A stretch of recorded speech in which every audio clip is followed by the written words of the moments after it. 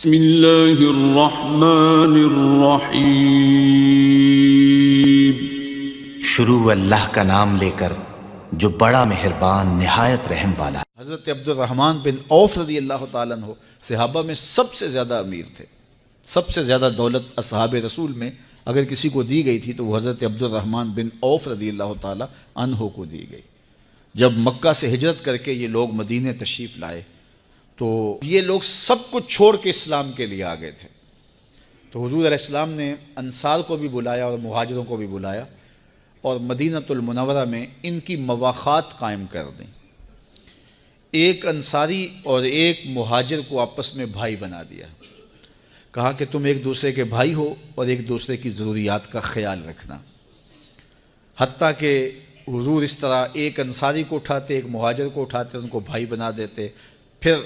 ایک انصاری کو اور ایک مہاجر کو اٹھا کر کے حضور ان کو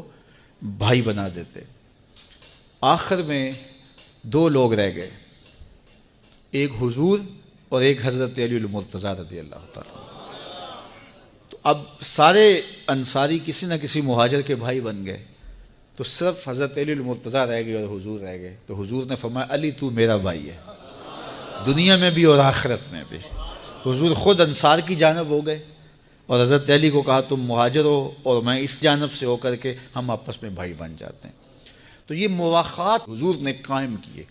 پھر انصار نے اس مواخات کو نبھایا نا۔ اگر کسی کے دو باغ تھے تو ایک باغ اپنے انصاری بھائی کو دے دیا، حتیٰ کہ ایک صحابی کی دو ازواج تھیں تو اس نے اپنے انصاری بھائی کو کہا اگر تو چاہے تو میں تیرے لیے ایک بیوی کو طلاق دے سکتا ہوں، انقضاء عدت کے بعد تو اس سے نکاح کر سکتا ہے۔ یہاں تک جو ہے وہ انہوں نے ایثار اور محبت کی مثالیں قائم کی۔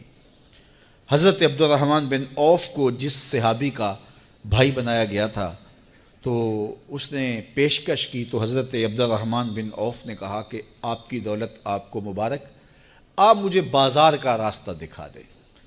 اور پھر آگے میں جانوں اور میرا کام جانے۔ تو وہ گئے اور آپ کو بازار چھوڑ آئے اور بتایا کہ کاروبار یہاں یہ بہتر ہے۔ پھر حضرت عبد الرحمن بن عوف رضی اللہ تعالیٰ عنہ نے کاروبار کیا، اللہ نے ان کو اتنا رزق دیا، اتنا رزق دیا کہ اس رزق سے انہوں نے اپنی ضروریات کو بھی پورا کیا، اس رزق سے اپنے اہل و عیال کی ضروریات کو بھی پورا کیا، اس رزق سے آپ نے خیرات بھی کی، صدقہ بھی کیا، غرباء کو بھی دیا، یتیماں کو بھی دیا، مساکین کو بھی دیا، ارامل کو بھی دیا۔ اس رزق سے بھوکوں کو کھانا کھلایا، ننگوں کو لباس پہنایا، جہاں جہاں ضرورت تھی وہاں وہاں انہوں نے پیش کیا۔ ایک مد، صرف ایک مد جو حضور نے ترغیب دی کہ غلام آزاد کیا کرو، تو حضرت عبد الرحمن بن عوف نے زندگی میں 30,000 غلام آزاد کیے، 30,000 غلام آزاد کیے۔ اور جب آپ کا وصال ہوا تو آپ کی 4 ازواج تھیں، آپ کی اولادیں بھی تھیں، تو ان اولادوں کو بانٹا گیا اور بیوی کا 8واں حصہ ہوتا ہے، تو وہ حصہ ان 4 ازواج میں بانٹا گیا۔ اس میں باغ بھی تھے، اس میں گھوڑے بھی تھے، اونٹ بھی تھے، اس میں جائیدادیں، زمینیں، مکانات، سب کچھ تھا۔ وہ سب بانٹنے کے بعد 8ویں حصے میں جو صرف سونا آتا تھا وہ ازواج کو بانٹنے کے لیے مزدور صبح سے ہوئے شروع اور ظہر تک کلہاڑوں سے سونا کاٹ کے الگ کرتے رہے۔ اللہ نے اتنا مال حضرت عبد الرحمن بن عوف کو عطا کیا۔ تو اللہ سے مانگو تو دولت قارون نہیں، دولت عثمان مانگو، دولت عبد الرحمن بن عوف مانگو کہ اللہ فراواں دے، جس سے اسلام کو، مسلمانوں کو، اسلامی معاشرت کو، دکھیوں کو، لاچاروں کو بھی فائدہ پہنچ سکے، اور غلاموں کو جس طرح آزاد کیا ان لوگوں نے، ہم بھی اس وقت جو لوگ بیچارے پھنسے ہوئے ہیں، جن کی بیٹیاں گھروں میں جوان بیٹھی ہیں اور ان کے پاس نہیں ہے ان کو گھر سے اٹھانے کے لیے کچھ، تو یہ اس دور کے اندر ایک مشکل مسئلہ ہے، تو ہم ان کی مدد کر سکیں۔ ہمارے گھر میں دولت کے انبار ہو، ہمارے بینک بھرے ہوئے ہوں، اور ہمارا ہمسایہ اور غریب ساری رات جاگ جاگ کے گزار دے، تو اس سے ہمیں ضرور پوچھ ہوگی، ہم سے سوال کیا جائے گا۔ اس لیے اگر آپ کے پاس دولت ہے، آپ کے پاس سرمایہ ہے، تو وہ آپ اپنے غریب رشتہ داروں میں، آپ اپنے ہمسایوں میں، آپ اپنے عزیزوں میں ضرور اس کے ثمرات منتقل کیجئے، اور یہ ہمیں اسلام نے ترغیب دی ہے۔ تاکہ جو ہے وہ دولت پھیلتی چلی جائے۔ جس کام میں بہت ساری برکت رکھی گئی ہے وہ تجارت ہے۔ باقی جتنے بھی ذرائع ہیں رزق کمانے کے، اس میں 10واں حصہ رزق کا ہے اور 9 حصے صرف تجارت میں رکھے گئے ہیں۔ تو اس لیے اگر کوئی شخص صلاحیت رکھتا ہے تو وہ تجارت کر کے اپنا رزق کمائے۔ اچھا یہ بات ذہن میں رکھیں کہ کوئی مزدوری کر کے رزق کما رہا ہے یا ملازمت سے، یا وہ کاشتکاری کرتا ہے، یا وہ تجارت کرتا ہے، یا کوئی اس کا جو بھی ذریعہ رزق ہے، تو رزق کمانے کی 3 نیتیں ہیں جو مستحضر رہنی چاہیے۔ اگر ان نیتوں کے ساتھ وہ رزق کمائے گا تو اس کا رزق کمانا عبادت کہلائے گا۔ پہلی نیت، اپنے آپ کو سوال سے بچانا تاکہ اپنی ضروریات پوری کی جائے۔ وہ کاروبار کرے، وہ مزدوری کرے، وہ ملازمت کرے یا کاشتکاری کرے۔ دوسری نیت جو مستحضر ہو، اپنے وہ لوگ جو آپ کے زیر کفالت ہیں، وہ بوڑھے ماں باپ بھی ہو سکتے ہیں، وہ آپ کی اولاد ہے یا آپ کی بیوی ہے، جو بھی آپ کے زیر کفالت لوگ ہیں، ان کی کفالت کی نیت سے روزی کمانا کہ میں ان کی اچھی تربیت کر سکوں، ان کو اچھی تعلیم دلوا سکوں،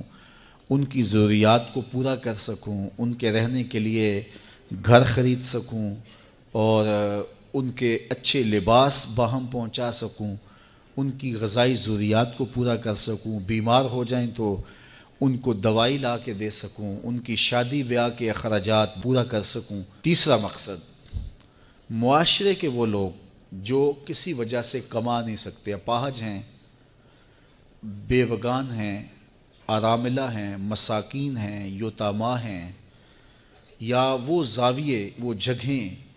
کہ جہاں اخراجات ہوتے ہیں اور وہ معاشرے کی تشکیل کے لیے، آخرت کی بہتری کے لیے